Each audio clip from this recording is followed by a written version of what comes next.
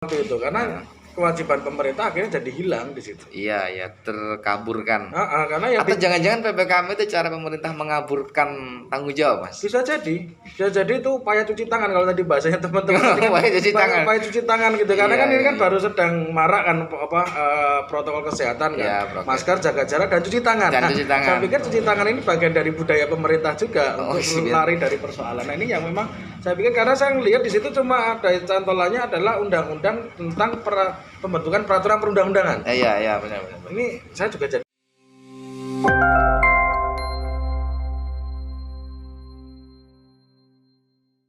Assalamualaikum warahmatullahi wabarakatuh. Kembali lagi di channel kita Republik Bicara.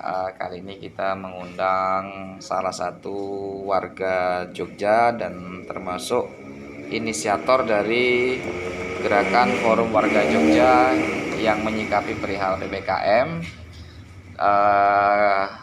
Kita sengaja untuk mengundang beliau untuk apa ya? Untuk sharing terkait PPKM.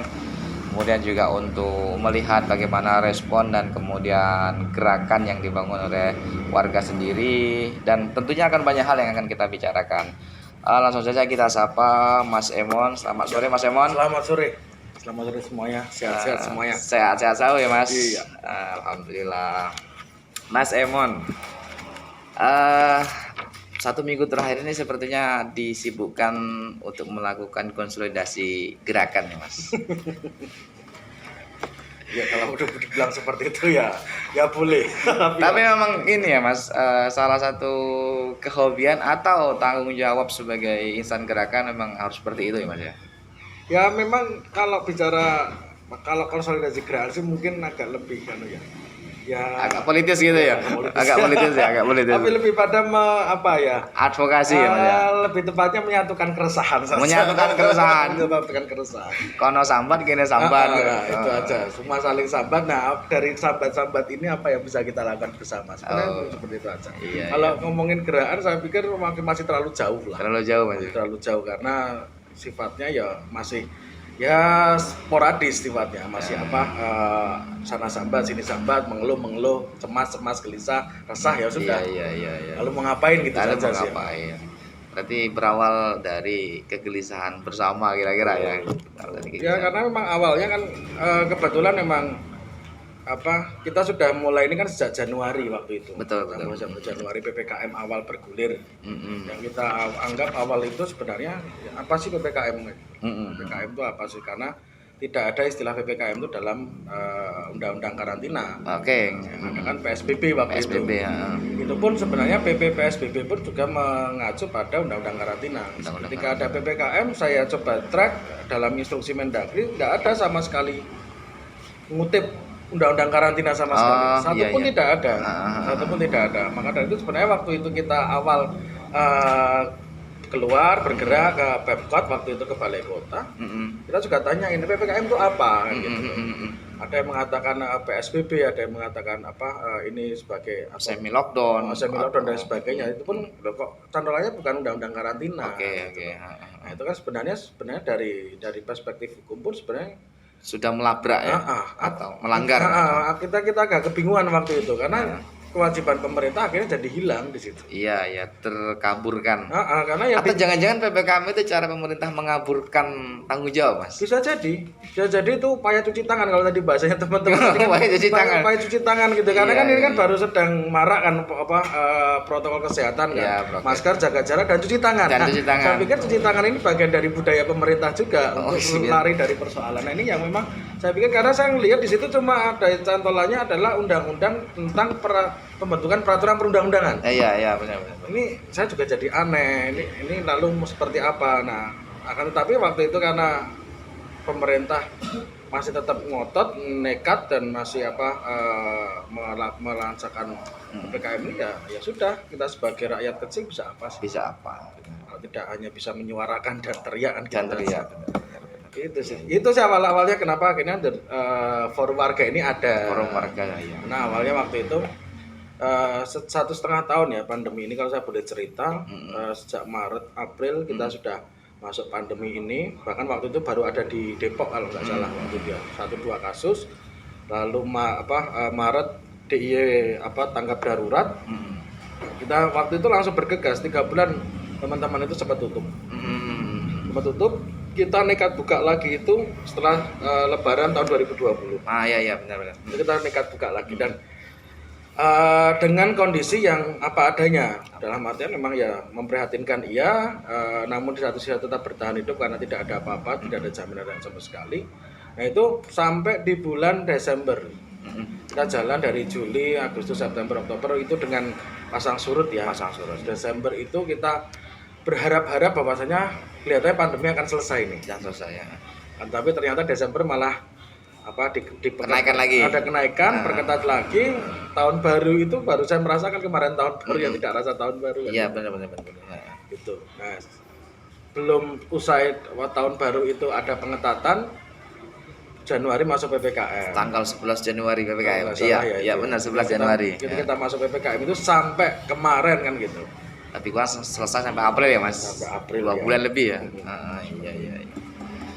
Ya, itu sih awal kita akhirnya kenapa teman-teman pedagang, terutama pedagang kecil, pelaku usaha kecil, teman-teman pekerja sektor informal yang terdampak ya kita bikin semacam wadah yang harapannya bisa mewadahi aspirasi ataupun kegelisahan bersama teman-teman warga Jogja yang memang ternyata pemerintah itu lupa. Saya kemarin sempat sampaikan pemerintah itu lupa bahwasanya banyak warga atau masyarakat Indonesia terutama DIY itu bergerak di sektor informal.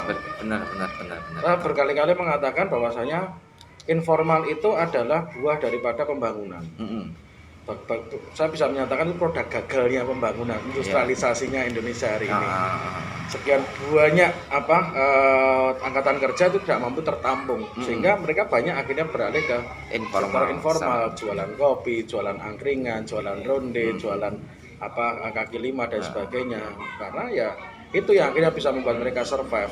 Dan pemerintah lupa bahwasanya ketika melakukan pengetatan, melakukan pembatasan sosial, pembatasan kegiatan ekonomi itu bahwasanya ada juga sebagian besar masyarakat itu yang tidak bisa mencari nafkah ketika ada pembatasan itu. Iya, karena pendapatannya harian ya Mas. Pendapatannya harian, beda dengan mungkin ASN, PNS, pegawai kantoran ataupun memang mana mereka bisa bekerja dari rumah. Kalau teman-teman yang bekerja harian di jalan kerja dari rumah mau jualan apa? Jualan semangka gitu, gelundang-gelundung gitu. Kalau enggak laundryan kan cuma glumbrak-glumbrik gitu. Nah seperti itu sih awal dari kenapa akhirnya teman-teman menginisiasi forum warga di situ. Iya. Yang sudah tergabung di forum warga Jogja dari mana saja Mas? Sebenarnya banyak sih. Awalnya waktu itu teman-teman Malioboro juga tergabung sebenarnya. Malioboro kan berarti ada di situ ada lesehan, ada angkringan, ada kuliner semacam kayak bakso, lalu kaki lima perko seperti itu. Itu pun ada 3 kelompok besar sendiri. Lalu juga teman-teman alun-alun, ada teman pramu wisata, guide di Taman Sari, lalu alun-alun selatan, lalu teman-teman angkringan di sepanjang Jalan Mangkubumi. Waktu itu awalnya memang baru Gumaton. Gumaton itu istilah pemerintah untuk menamakan kawasan Tugu Malioboro Kraton. Kawasan sumbu filosofis. Kawasan sumbu filosofis di mana waktu itu PPKM hanya semata-mata ditujukan pada teman-teman warga sektor informal di kawasan Gumaton. Karena masih banyak ternyata di luar Gumaton itu masih pada buka. Iya. Seturan itu masih berjalan dengan biasa kan seperti itu. Sehingga waktu itu yang terkonsolidasikan atau bahkan tersatukan di wadah forum warga ini ya masih warga Tugu Malioboro Kraton. Nah, baru mungkin akhir-akhir ini atau baru saja kemarin itu baru bergerak ataupun memang ada bergabung yang di luar daripada kawasan Gumaton tadi ya. Luar daripada Gumaton ada teman-teman pasar Pelitian, ada pasar Sendir, ada teman-teman asosiasi Warkop, ada teman-teman PKL di Selokan, di kawasan UGM dan sebagainya seperti itu sih. Iya. Itu yang tergabung di situ. Walaupun kalau memang bisa lebih banyak karena saya pikir dampak ini juga tidak hanya teman-teman dirasakan oleh segelintir orang, tapi banyak orang ya Mas ya. Berapa kira-kira keanggotaannya Mas untuk sementara ini? Kalau bisa disampaikan, kalau memang real data yang awal itu kita sudah sampai sekitar 2.500-an. 2.000. Kalau sampai hari ini berarti bisa sampai 5.000 orang. Bisa sampai 5.000 orang, Mas. Ya, bisa sampai 5.000 anggota karena ternyata dalam semisal satu kafe gini, ini tidak hanya ownernya satu, namun juga ada pegawainya 5 misalnya gitu. Lalu ketika akhirnya kayak lesehan itu juga sama kan, satu lesehan tidak hanya satu yang kita itu tidak hanya satu orang, karena tidak hanya pelaku usahanya, namun juga ada pekerja di dalamnya. Itu bisa sampai sekitar 5.000-an. Bisa sampai 5.000 ya, Mas. Iya. Bahkan bisa sampai kalau bisa dihitung cacah jiwa gitu ya. Tapi untuk Gumaton sendiri ya mungkin sampai 10.000. Gumaton sendiri sebenarnya. Iya. Itu dari Tugu saja loh, itu dari Tugu sampai alun-alun selatan. Iya. Bisa sampai seperti itu. Nah, karena kan di sana juga ada juru parkir. Ya. Tukang becak, ada andong, asongan. Iya. Nah, itu sih multi segmen ya, Mas ya. Iya. Terus tadi ini ya, Mas, audiensi ya, Mas ya. Iya, audiensi dengan gubernur ya, Mas. Rencananya begitu. Walaupun yang menemui bukan Bapak Gubernur sendiri karena beliau sudah sepuh kan gitu, kasihan kan gitu. Oh, tadi tidak ditemui oleh Sultan atau Gubernur? Tidak, tadi ditemui oleh asisten sekda bidang pemerintahan dan administrasi, Bapak Sumadi, yang memang mewakili pemerintah daerah DIY menemui forum warga untuk penyampaian aspirasi terkait PPKM darurat atau yang sekarang diganti PPKM level 4. Ya, sekarang itu kan namanya kan PPKM level 4. Saya nggak ngerti kenapa pemerintah selalu suka menggunakan istilah-istilah yang tidak ada payung hukumnya lah. Gitu loh. Selalu mengatakan dulu PPKM, habis itu PPKM mikro, itu PPKM darurat, sekarang PPKM level 4. Entah semua PPKM level berapapun, kunci daripada keberhasilan PPKM ini kan adalah mengerem atau menghentikan mobilitas warga.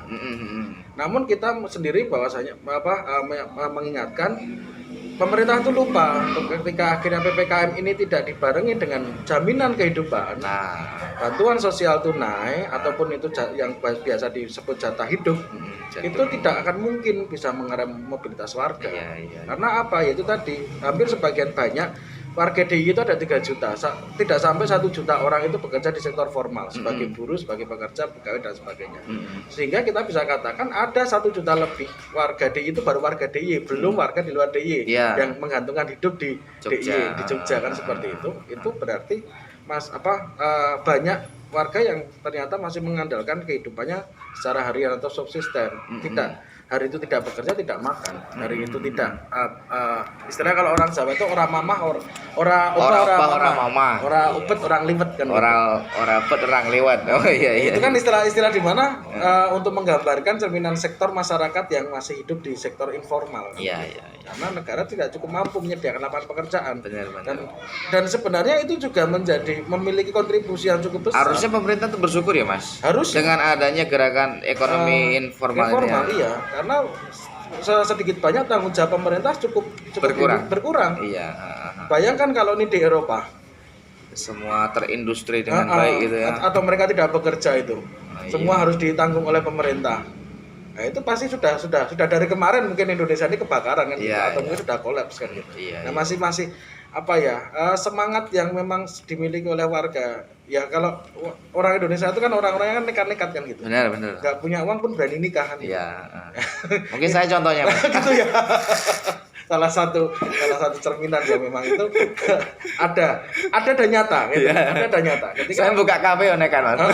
Seperti itu. Ya karena memang Wong Indonesia itu ya nekat, nekat kalau orang-orang bonek kan seperti nekat. Itu. Karena ya mereka mengetahui bahwasanya ketika tidak memiliki harapan hidup itu bukan lantas akhirnya diam.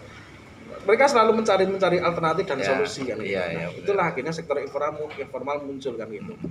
Terlepas itu nanti mau dibicarakan lebih lanjut itu segmen berbeda ya saya pikir ya. Karena itu kita nanti akan panjang daripada tanggung jawab negara dan pemerintah di sini. Tapi saya lebih pada fokus ke PPKM. Kunci kegagalan PPKM ini kita sudah lihat bahwasanya tidak mampunya pemerintah mengerem kegiatan masyarakat di mana mereka lupa banyak masyarakat yang bekerja itu harian, mendapatkan pendapatannya harian. Nah, ketika tidak ada jaminan hidup, ya sudah mau PPKM ini sampai level 100 sekalipun, atau mau sampai nanti PPKM namanya PPKM gawat darurat sekalipun, itu tetap tidak akan berhasil. Namun apakah memang kelihatan pemerintah mau seperti ini, ya saya kurang tahu kalau itu.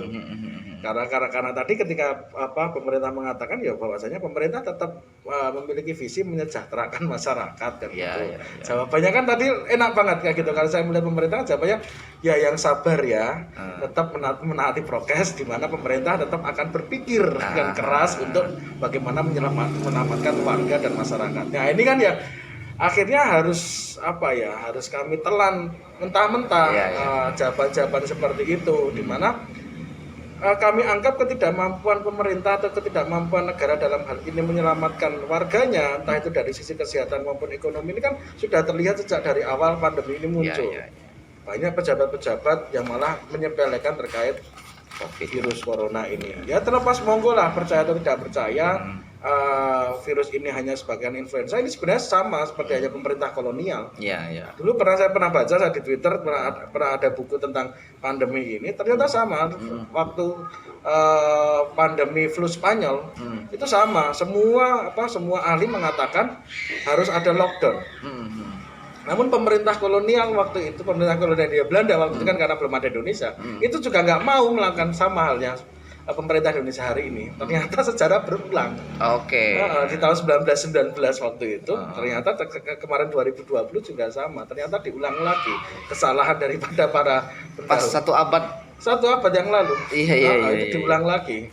Apa bedanya pemerintah Indonesia yang sudah merdeka dengan India Belanda, Mas? Bedanya republik. Bedanya republik dengan pemerintah kolonial itu apa? Karena sama-sama dableknya kayak gitu loh. Tidak mau akhirnya mengambil karantina wilayah, lockdown nggak mau karena apa? Pasti akan mengakibatkan kekacauan, pasti akan mengakibatkan kerusuhan. Saya pikir tidak juga. DIY paling tertib awal-awal pandemi. Semua kampung-kampung lockdown. Benar. Ya kan? Saya pikir jangan disamakan gitu loh, ketika akhirnya masyarakat yang akhirnya tidak mau tertib, tidak mau patuh. Mereka tidak tertib, tidak patuh itu karena punya alasan. Itu sih. Mas, kalau yang terframing di media itu kan yang mendapat bantuan langsung atau katakanlah bantuan gitu Mas ya. Itu rata-rata kan satu harus warga asli, yang kedua itu terkonfirmasi oleh desa Mas ya. Biasanya kan begitu ya. Terus kan di Jogja itu kan banyak banget dari sektor informal, dan biasanya itu tidak semua orang Jogja Mas. Betul. Misalkan saya orang luar Jogja ya, Komen begitu. Nah sejak awal Mas, apa peran pemerintah terhadap yang seperti kita ini Mas?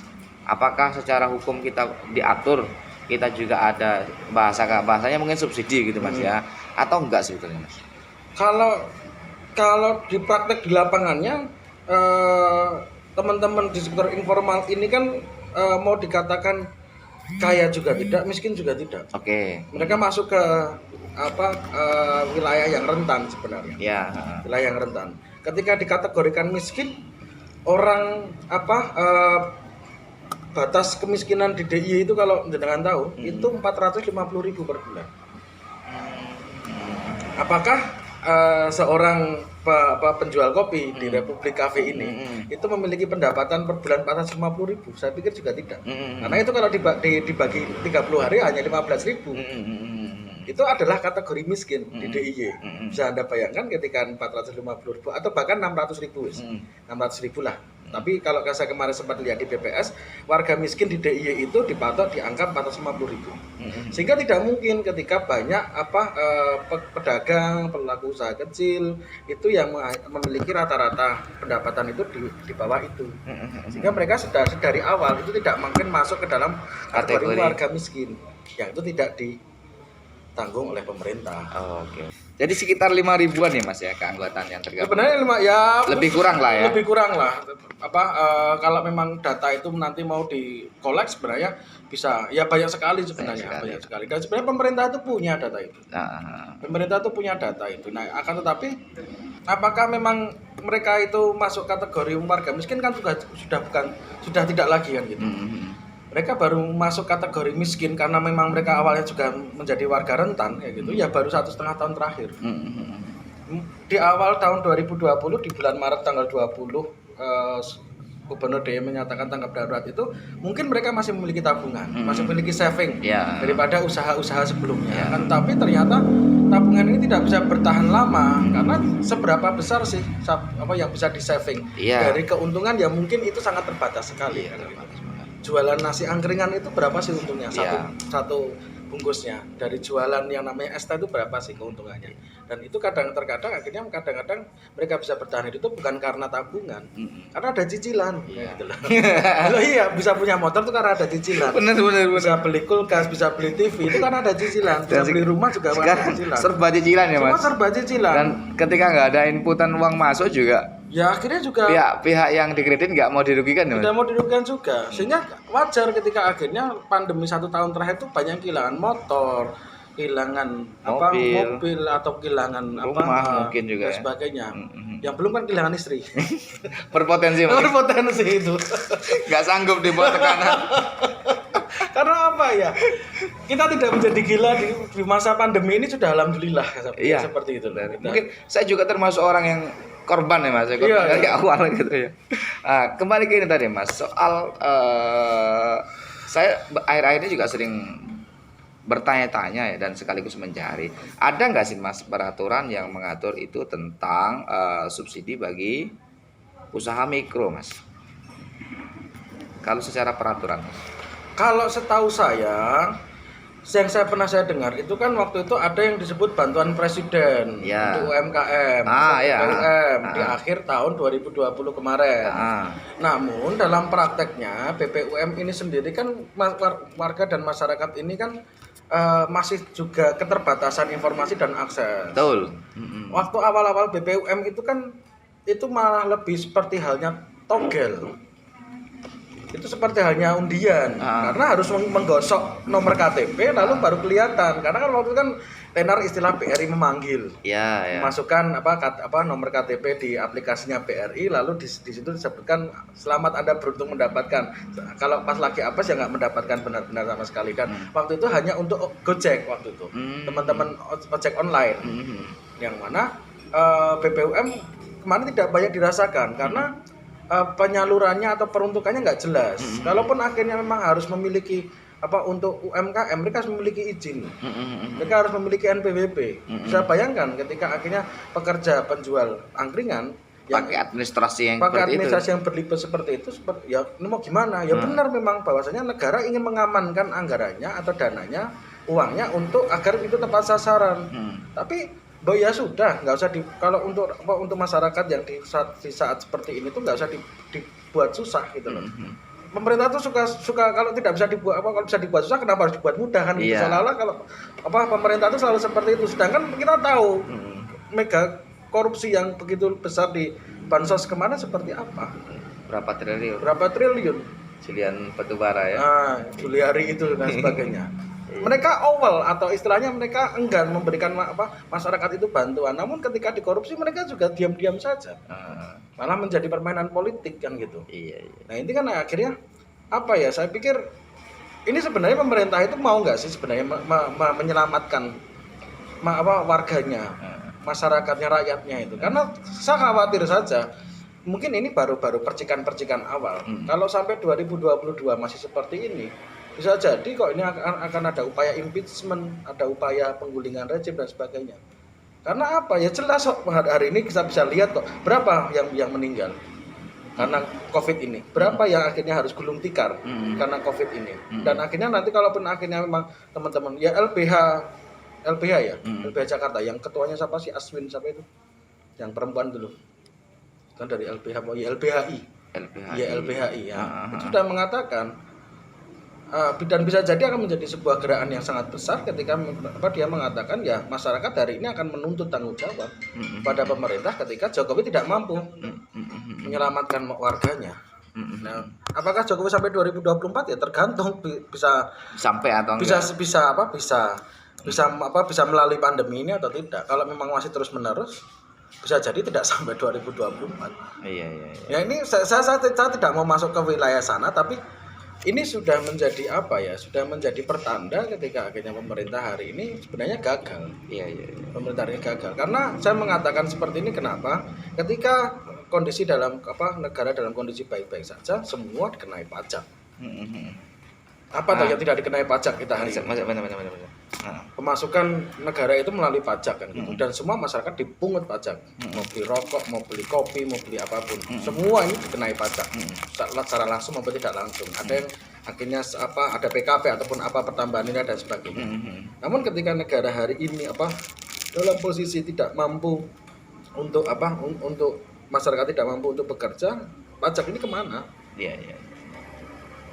Mau ke bantuan sosial itu sudah nggak usah pakai pandemi, bantuan sosial itu setiap tahun ada.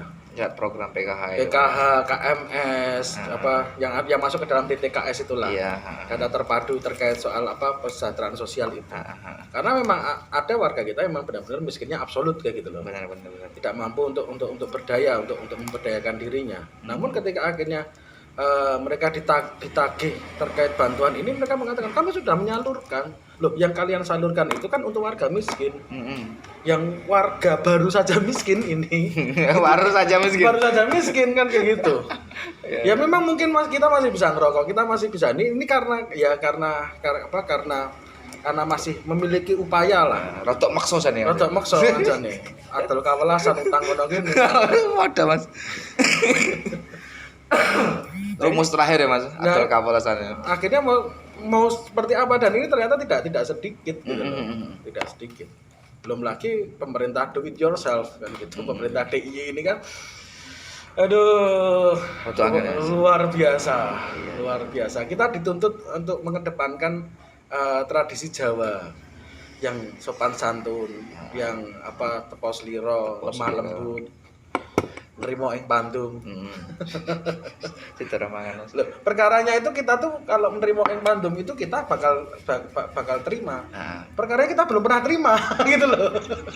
Urung tahu entuk bansos kok wis kon nerima ing pandum.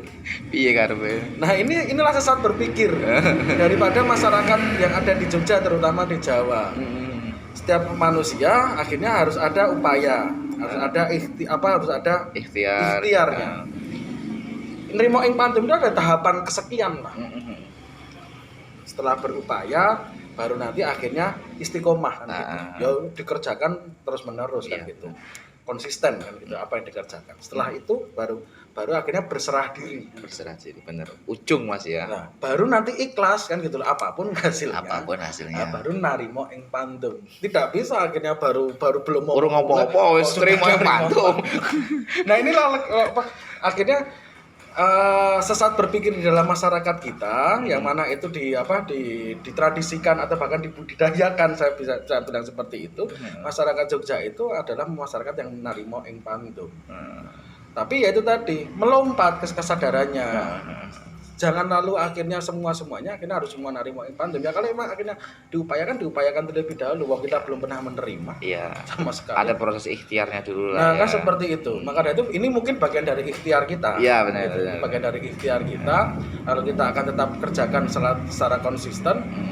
Terlepas akhirnya hasilnya apapun, nah itu baru kita serahkan kepada yang hasil akhir ya, Mas. Hasil akhirnya gitu. Iya. Jadi input proses itu ya harus dikerjakan ya, atau ikhtiar tadi ya, Mas. Iya. Berarti tadi nggak ketemu Sultan ya, Mas? Nggak, bener ya? Tidak mungkin bisa ketemu. Tidak mungkin bisa ketemu. Jelas awalnya beliau sudah sepuh, sudah 73 tahun kalau nggak salah. Jelas sangat rawan terpapar COVID kan gitu. Terlebih beliau juga komorbid kan gitu, memiliki penyakit bawaan. Kedua, masyarakat kita dianggap bahwasanya ketika tidak datang secara langsung dan masif, tidak mungkin ditemui.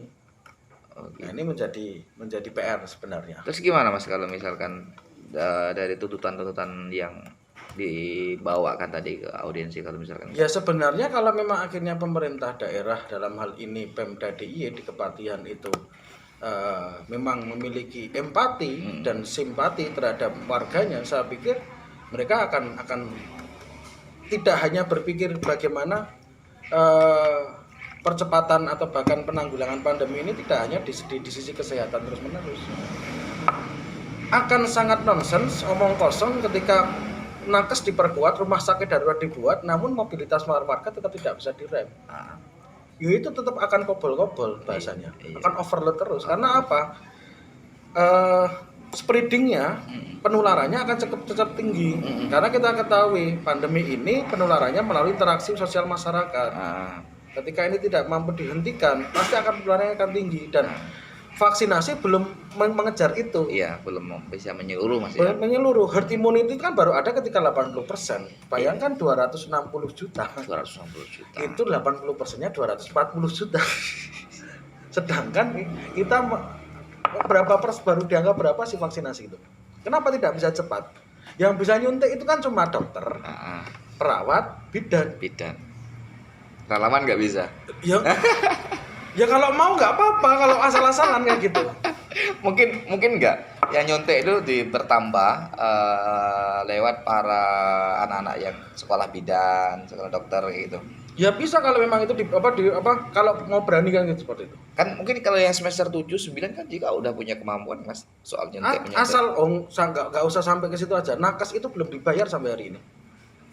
Nakes belum terima gaji belum sampai insentif itu belum ada yang turun. Kan banyak di sosial media, di media online mengatakan banyak nakes mau mundur. Karena apa? Insentif itu belum terserap, belum dicairkan. Bisa bayangkan ketika akhirnya dampaknya kepada sistem Mas ya. Dampaknya akhirnya kepada tenaga kesehatan kan gitu. Mereka sudah capek sebenarnya hari ini. Iya. Sudah capek untuk menghadapi pandemi ini. Nah, kalau kita melihat persoalan ini itu adalah bahwasannya penularannya melalui interaksi sosial masyarakat, ya sudah interaksinya dikurangin dengan pembatasan sosial dan kegiatan ekonomi. Dengan cara apa? Dibuat kenyang warganya itu. Oke, berarti jenengan ingin mengatakan lockdown aja deh gitu. Lockdown saja. Sudah punya aturan kok. Iya. Undang-undang nomor 6 tahun 2018 sudah mengamanatkan, itu sudah jelas.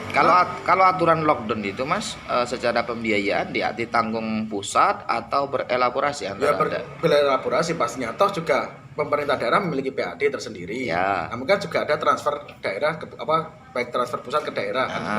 Ya itu kan tinggal dikalkulasi saja. Tapi terkait pernyataan Sultan yang terakhir itu, artinya Sultan tidak mampu untuk memberi hidup masyarakat. Kan ada disampaikan di Instagramnya Humas Jogja. Orang kuat ngeragati rakyat kan. Orang kuat ngopeni ngeragati dan mangan masyarakat. Ya ternyata kan juga kemarin Mendagri Tito Karnavian mengatakan ada kok dana di Pemda itu yang tidak terserap sekitar sekian M. Oke, mungkin mengatakan kalau sekarang tidak mampu, sekarang dana keistimewaan itu untuk apa? Tahun 2021 dana keistimewaan dana keistimewaan itu 1,3 T. 1,3 T. 1,3 triliun. Iya. Kan gitu. Kalau itu mau digunakan untuk membiayai masyarakat, taruhlah DIY itu memiliki 1,2 KK, 1,2 juta kepala keluarga. Diberikan 1 juta saja itu masih sisa. Sepertinya nggak sampai Mas. Nggak sampai, masih ada sisa sekitar 80 M. Iya. Kenapa itu tidak diambil? Karena mereka takut bahwasanya nanti kalau ini diupayakan untuk ke sana, untuk memberikan bantuan sosial, mereka akan menjadi temuan. Namun Menkyu juga sudah memberikan surat. Silahkan digunakan dana IS-nya untuk penanganan pandemi COVID. Juga tidak dijawab tadi loh, kita belum dapat aturan mainnya. Di audiensi tadi dijawab Mas ya? Dijawab seperti itu. Surat itu masih di mejanya Bu Menteri kayak gitu. Ya, Mendagri sudah mengatakan sudah, nggak masalah kita berikan diskresi. Keleluasaan untuk menggunakan anggaran tersebut asal tidak ada markup. Catatannya tidak boleh markup aja. Tidak boleh ada markup atau tidak ada korupsi di sini. Ya. Semua untuk keselamatan warganya kan gitu. Namun kan akhirnya kita juga bisa melihat kapasitas pemerintahan daerah istimewa Yogyakarta itu seperti apa. Mau nggak tahu sebenarnya itu menyelamatkan itu. Iya. Itu baru dana IS-nya, belum PAD-nya, belum nanti transferan dari pusat. Iya. Mestinya kalau misalkan kita harus memilih dalam 3 bulan begitu ya. Sanggup-sanggup aja sepertinya Mas. Sebenarnya sanggup-sanggup aja. Masyarakat juga tidak minta lebih kok. Iya. Dalam artian kan ketika diberikan seperti itu, saya pikir juga tidak akan menjadi persoalan. Iya. Daripada terkatung-katung kayak gini Mas ya. Ya ini dibilang kan lockdown enggak, nggak boleh beraktivitas, cuman tidak ada peran pemerintah. Ini kan bingung juga ya. Nah, saya sangat lucu ketika melihat awal-awal pandemi ini ada. Yang berperan itu bukan pemerintah pusat ataupun daerah. Yang berperan itu RT RW hingga desa. Iya. Pemerintah itu hadir itu malah melalui desa. Waktu itu dana desa masih ada. DD ya. Ketika di lockdown 1 RT 1 RW itu desa itu sangat gencar memberikan sembako. Udah Mas, nggak usah keluar kerja, kita berikan surat untuk izin. Nanti kita kasih beras, kita kasih telur untuk mereka bertahan hidup. Itu kan adalah upaya mandiri dan waktu itu pemerintah daerah mengingkari waktu itu awal-awal. Kenapa lockdown kayak gitu? Oh iya saya masih ingat. Namun kesini diakui itu sebagai peran serta pemerintah daerah. Legitimasi dari ADD Mas ya. Kan seperti itu. Iya. Nah, itulah yang akhirnya membuat distrust mungkin Mas ya. Penyelenggaraan pemerintahan kita hari ini akhirnya sangat terbukti itu sangat bobrok sekali. Tidak memiliki, bahkan saya harus bisa katakan, saya kebetulan juga jualan kopi di alun-alun. Yang mana kami itu sangat susah bertahan hidup di era pandemi. Bisa-bisanya pemerintah daerah itu membangun pagar sebesar 2,3 M di depan warung kopi kami. Dengan alasan apa? Itu adalah sudah dianggarkan sejak 2 tahun yang lalu. Bangun pagar. Fungsi dan faedahnya itu apa? Lalu peremajaan atau mempercantik kawasan Tugu. Itu menghabiskan sekitar anggaran kalau nggak salah sampai 4,7 M. Membuat benteng di sebelah sisi utara timur itu. Ya saya tahu itu. Itu juga menghabiskan MM-an. Bahkan membeli Hotel Mutiara itu sekitar 180 M. Itu menggunakan dana IS semuanya. Iya. Lalu faedahnya itu apa di tengah pandemi ini? Membeli tanah, membeli bangunan, membangun. Kok seolah aci mumpung kayak gitu Mas ya. Nah maka dari itu. Lalu ketika akhirnya ditagih tanggung jawab pemerintah mengatakan aku ra kuat ngeragati. Kan bertolak belakang seolah-olah. Kalau untuk membangun itu punya uang, tapi kalau untuk membiayai masyarakatnya orang duite ki piye karepe. Itu kan mencederai rasa kemanusiaan. Benar. Di satu sisi yang lain akhirnya harus gotong royong, mengatakan bahwa Sultan mengatakan ya sekarang harus jimpitan, yang mampu bantu yang tidak mampu. Iya. Loh, iya itu tuh sudah menjadi naluri dasar warga kita, masyarakat kita. Bahwasanya yang kita mesti ada kelebihan pasti kita akan memberikan, akan bagikan gitu. Tapi mbok iya kalau pemerintah wayah kaya ngene iki, ya jangan tutup mata gitu loh. Setidaknya ada dialog lah Mas ya. Nah itulah itu karena ketika akhirnya tahu-tahu akhirnya baru lockdown baru PPKM menjelang PPKM darurat, Sarjito baru overload pasiennya, bahkan sampai kemarin ada berita kehabisan oksigen. Bisa-bisanya kok bikin orkestra. Padahal di situ yang diberitakan, yang di frame itu kan limit anggaran gitu Mas ya. Jadi urgensinya di mana gitu loh bikin orkestra. Betul. Ketika masyarakat lapar, ketika masyarakat tidak memiliki pendapatan tuh lalu diberikan orkestra itu lalu mereka tenang. Apa iso warak? Iso warak. Enggak. Iya. Ya inilah ini saya pikir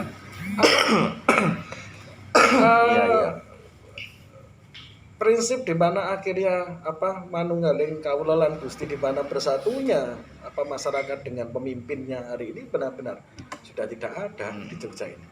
Kita patut pertanyakan keistimewaan DIY hari ini sebenarnya. Ya akhirnya harus melebar ke situ karena dalam penanganan pandemi ini tidak semata-mata akhirnya ada dari sisi kesehatan maupun dari sisi ekonomi, bahkan dari segi politik pun juga kita perlu pertanyakan. Kan hampir mau 10 tahun ini peristiwa ada tahun 2022 mendatang.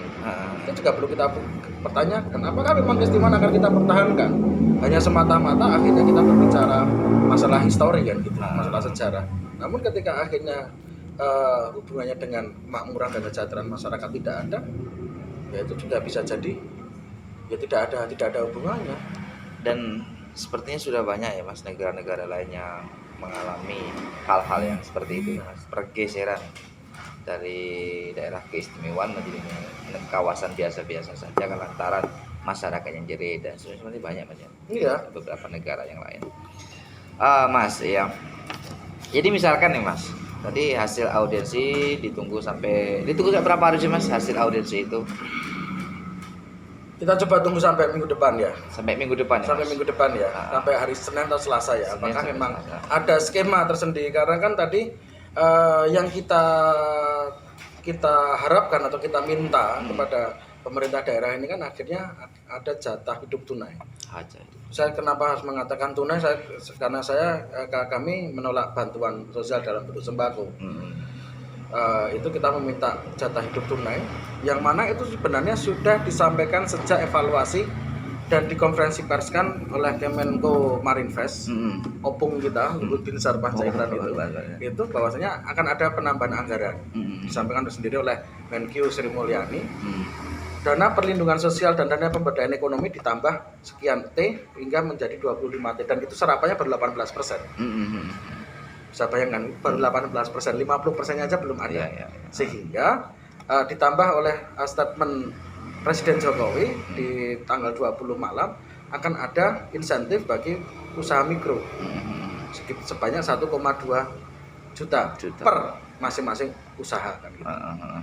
Ditambah kemarin juga sudah langsung dalam atau Gubernur DKI juga mengatakan dalam sopo aruhnya dalam di online kemarin bahwasanya dana IS dan bantuan APBD akan dialokasikan untuk bantuan sosial. Nah, ini akan kita tagih. Karena di situ sudah menyebutkan untuk membantu masyarakat yang terdampak oleh pandemi maupun PPKM darurat. Untuk usaha mikro dan ultra mikro kan gitu. Nah, itu yang mau besok ada pelonggaran sekalipun. 18 hari terakhir ini sudah banyak menyisakan persoalan kan gitu. Benar. Nah, sehingga tanggung jawab negara hari ini harus hadir. Negara itu harus hadir. Kita masih berprinsip negara itu harus ada. Gitu. Bagaimanapun dia mengurusi hajat hidup dan mati lah. Iya, benar. Mau yang hidup ya ditanggung, ya mati ya dikuburkan kan gitu. Tidak akhirnya harus terkatung-katung di Sarisito menunggu beberapa hari itu bisa dikuburkan karena kehabisan relawan dan ambulan kan gitu. Akan tetapi kalau memang itu harus bisa kita upayakan untuk hadir, ya harus hadir di sini. Gimana caranya? Ya kita akan kawal. Kita akan kawal sendiri. Apakah bantuan tersebut benar-benar sampai? Karena kalau masih model kayak kartu prakerja, model PPUM, itu jelas akan susah. Karena tidak semua itu sangat ramah terhadap gadget, ramah terhadap informasi yang sifatnya online. Ya akhirnya mau tidak mau ya, kalau memang harus dibutuhkan bantuan dan peran serta paguyuban, ya kita siap-siap saja. Kita sendiri tadi menawarkan bahwasanya kami siap bersinergi dengan pemerintah agar bantuan tersebut hadir dan tepat sasaran. Karena ini yang benar-benar terdampak. Di satu sisi bukan warga miskin tidak tercover oleh bantuan sosial yang untuk warga miskin. Di satu sisi ini juga harus tetap ada karena ternyata jumlahnya banyak banget. Kalau ini tidak dikurung, tidak dikarantina dengan ada jaminan hidup, percayalah PPKM ini mau diperpanjang sampai besok pandeminya selesai, itu ya tetap nggak bakal selesai. Nggak bakal selesai. Iya. Eja memang Mas. Jadi saya mau coba bacain ini Mas ya, audiensi tadi ya Mas ya. Mana tadi rilisnya?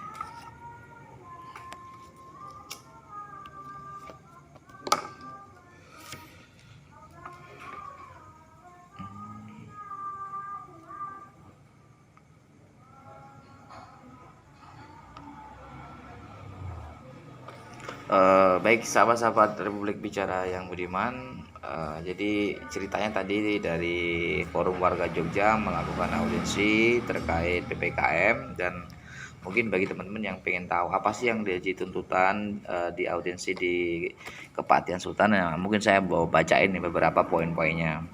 Jadi yang pertama, kawan-kawan, pemerintah harus mengambil langkah sesuai Undang-Undang Nomor 6 Tahun 2018 tentang karantina kesehatan sebagai upaya menanggulangi pandemi COVID-19 di Indonesia. Yang kedua, pemerintah harus bertanggung jawab atas keselamatan rakyatnya, terlebih dalam aspek ekonomi dan memberikan jatah hidup tunai selama pandemi COVID ini terus berlangsung.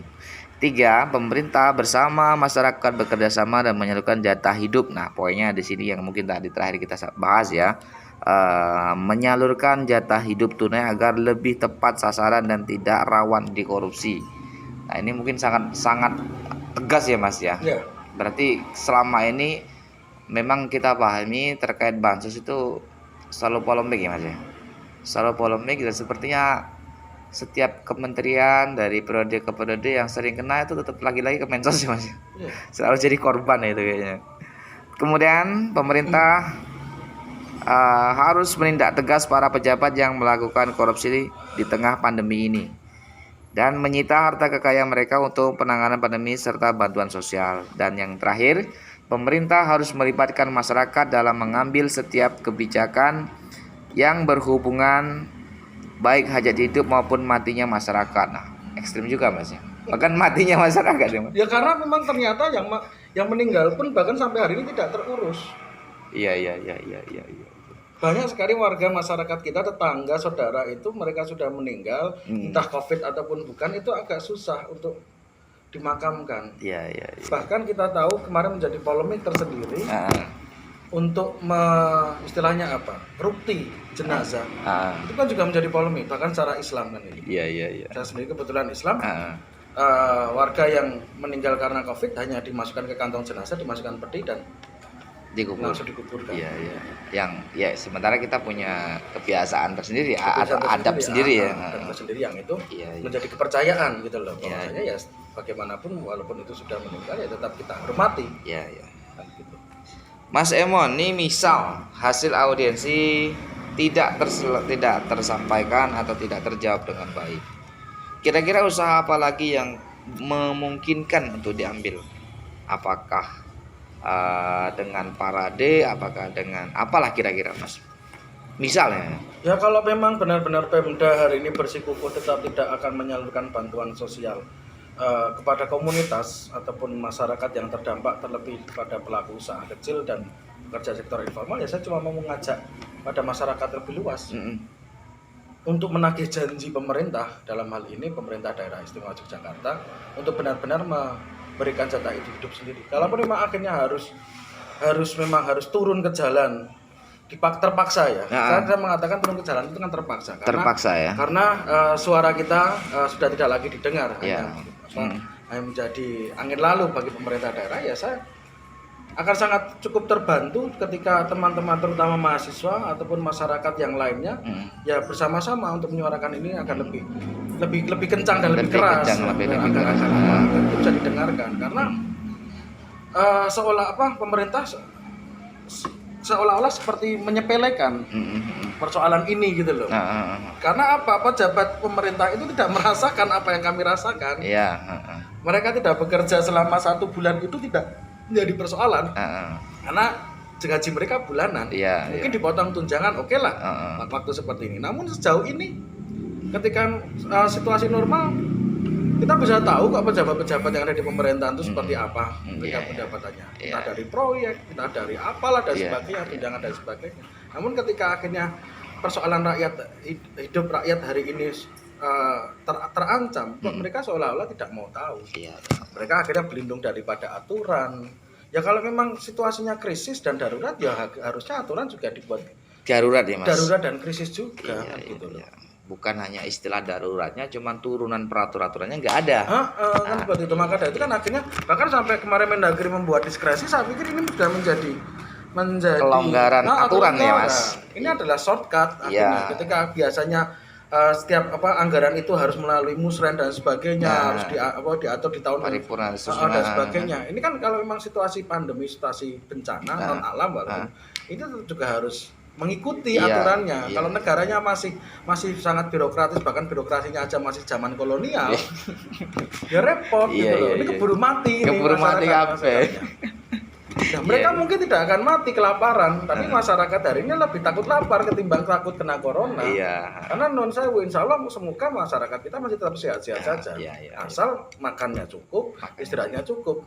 Bisa bayangkan ketika akhirnya makan sudah tidak ada, mereka harus cari makan juga belum tentu dapat, istirahatnya kurang. imunnya turun, pasti akan cepat atau lambat mereka akan mati sendiri kan. Iya, benar. Apalagi dalam diri seseorang yang paling penting adalah pikiran ya Mas ya. Pikiran yang tenang tentu akan menjaga keseimbangan hidup, tapi pikiran yang memang tak terhingga, artinya akumulasi persoalan yang nggak bisa diselesaikan, khususnya kerja yang nggak ada pekerjaan, usaha yang nggak diperbolehkan, sementara subsidi nggak ini juga sama dengan membunuh secara pelan-pelan ya Mas ya. ini emang luar biasa sekali. Kira-kira begitu sahabat-sahabat Republik Bicara yang budiman. Kali ini kita coba untuk mencari tahu dan membagikan informasi terkait apa yang dilakukan oleh sahabat-sahabat kawan-kawan dari Forum Warga Jogja terkait sikapnya terkait PPKM, dan ya barangkali bisa menjadi solusi ya Mas. Harapannya apa yang kita lakukan ini bisa menjadi solusi ya.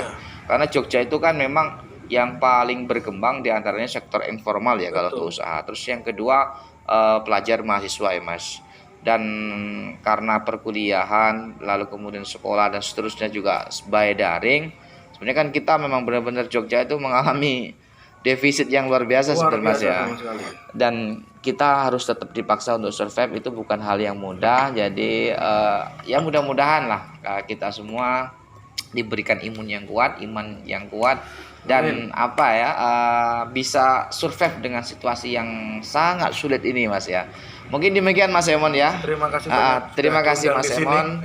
Mudah-mudahan informasi ini berguna bagi semua kalangan Mas ya. Oke. Terima kasih. Kita akhiri dulu. Tapi sebelum saya akhiri, saya mau ingatkan kembali kepada semua sahabat-sahabat Republik Bicara yang budiman, jangan lupa subscribe channel kita Sahabat Republik Bicara, share dan like dan komen di channel kita. Mungkin demikian kita akhiri. Wassalamualaikum warahmatullahi wabarakatuh.